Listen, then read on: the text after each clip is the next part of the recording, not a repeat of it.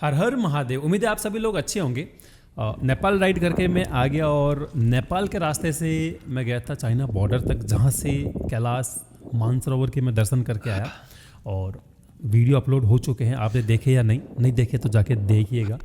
वहाँ से आने के बाद एक्चुअली मैं प्लानिंग कर रहा हूँ इंडिया से बाहर, यानी कि आउट ऑफ इंडिया बाइक से। अब कंट्री डिसाइडेड नहीं है कौन सी कंट्री जाएंगे और कैसे जाएंगे और कब जाएंगे, ये अभी प्लानिंग चल रही है। तो जल्दी ही उसके ऊपर भी आपको गुड न्यूज़ देखने को मिलेगा। बट ये वीडियो मैंने इसलिए बना रहा हूँ क्योंकि ये जब मैं सारा R&D कर रहा था तो एक मुझे इन्फॉर्मेशन थोड़ी सी हाथ लगी, तो सोचा आप लोगों को भी उसके बारे में बताऊँ कि अपनी बाइक जब लेके जाते हैं इंडिया से बाहर, तब तो एक पास लगता है, आई थिंक कार्नेट द पासेस है, वो बनाना पड़ता है ताकि हम एक कंट्री से दूसरी कंट्री में हमारा व्हीकल हम ले जा सकते हैं और वहाँ पर कोई प्रॉब्लम नहीं आएगी। बट अगर व्हीकल ना लेके जाए अपना खुद का ही और वहाँ जाके वहाँ पर हम रेंट करें तो क्या होगा? क्योंकि क्या होता है ना कि सब लोग तो बाइक से नहीं जाते, सब लोग तो अपनी गाड़ी से नहीं जाते, बट इंटरनेशनल ट्रैवल तो सब करते हैं। और किसी भी कंट्री को, किसी भी जगह को मतलब बेस्ट वे में एक्सप्लोर करना है तो सबसे बढ़िया आइडिया है कि वहाँ जाके व्हीकल को रेंट करो, चाहे 2 व्हीलर करो चाहे 4 व्हीलर करो, ताकि हम अच्छे से और अपने टाइम के अकॉर्डिंग हम उसको एक्सप्लोर कर पाएँ। तो ऐसे में जो हमारा इंडियन लाइसेंस है, क्या वो वहाँ पर वैलिड होगा? तो इसका जवाब है हाँ, इंडियन लाइसेंस वैलिड होता है, बट हमें इंडियन लाइसेंस के साथ में ज़रूरत होती है एक इंटरनेशनल ड्राइविंग परमिट की। अब यहाँ पर थोड़ा सा कन्फ्यूजन होता है कि इंटरनेशनल ड्राइविंग लाइसेंस या परमिट। तो देखो, इंटरनेशनल ड्राइविंग लाइसेंस नाम की कोई भी चीज़ नहीं होती है। अगर कहीं पर भी ये दिखे तो this is totally fraud. International driving permit होता है जो कि हमारा जो लाइसेंस बना हुआ होता है, जिस भी कंट्री में आप हो, जिस भी जगह पर आप हो, उस लाइसेंस के बेस पे हमें परमिट मिलता है कि हम जिस कंट्री में जा रहे हैं हम वहाँ पर व्हीकल चला सकते हैं, ड्राइव कर सकते हैं, राइड कर सकते हैं। अब इसका एक तो ऑप्शन ये होता है कि अपना जो भी लोकल अथॉरिटीज़ है वहाँ जाके हम कंट्री वाइज कंट्रीज उसको अप्लाई करें, जो कि बहुत लंबा प्रोसेस हो जाता है और हर कंट्री का अलग अलग अप्लाई करने पे पैसा भी ज़्यादा लगता है। तो इसी के बारे में मैं R&D कर रहा था, तो कि ऐसा कुछ हो जिससे ये सारा प्रोसेस बच जाए और हम एक ही ऐसा परमिट बना ले जिसे हम बहुत सारी कंट्रीज़ में उससे राइड कर पाएँ और ड्राइव कर पाएँ। तो मैंने अप्लाई किया था मेरा international driving permit international driver association की वेबसाइट पे जाके, जो कि मेरा आ गया है। ये हार्ड कॉपी है, सॉफ्ट कॉपी भी ले सकते हो, हार्ड कॉपी भी आप वहाँ जाके अप्लाई कर सकते हो। दोनों की प्राइजेज़ अलग अलग होती है। मैंने hard copy plus soft copy दोनों अप्लाई किया था। इसमें जो मुझे मिला है 5 से 6 दिन में मेरे घर पे डिलीवर हो गया था। ये एक तो मुझे मिली है ये बुकलेट, जिसके अंदर जो मेरा इंडियन लाइसेंस है उसको 12 अलग अलग लैंग्वेजेस में उन्होंने कन्वर्ट कर दिया है। इसमें आप देखोगे तो आपको हर पेज पे अलग अलग मतलब लैंग्वेज में कन्वर्टेड मिलेगा। और मैंने एक्चुअली 1 साल का अप्लाई किया है। ये मेरा दिसंबर 2025 तक वैलिड है। और इसके साथ ही मुझे जो मिला है एक कार्ड भी मिला है।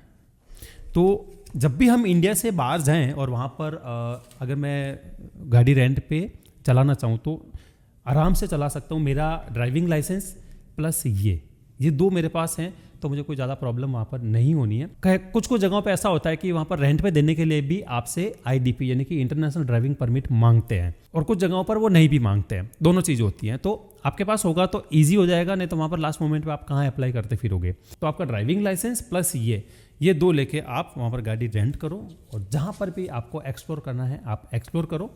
और ये एक्चुअली मेनली काम आता है कि एक तो रेंट करने में आपको इजी हो जाएगा, दूसरा कहीं पे भी चेक पोस्ट पे आपको पुलिस वाले फॉर सिक्योरिटी रोकते हैं आपका डॉक्यूमेंट चेक करने के लिए। तो वहाँ पर आपको ये दोनों दिखाना होता है। ओनली आपका इंडियन लाइसेंस दिखाओगे तो क्या इंडियन लाइसेंस कई जगहों पर ओनली इंडियन लाइसेंस वैलिड नहीं है, उसके साथ परमिट लगता है। और काफ़ी ऐसी कंट्रीज हैं जहाँ पर ओनली इंडियन लाइसेंस आपका कहता है कि चल जाएगा। जैसे नेपाल में कोई नहीं मांगता, आई थिंक भूटान में जाएंगे तो भी आपका इंडियन लाइसेंस से काम चल जाता है।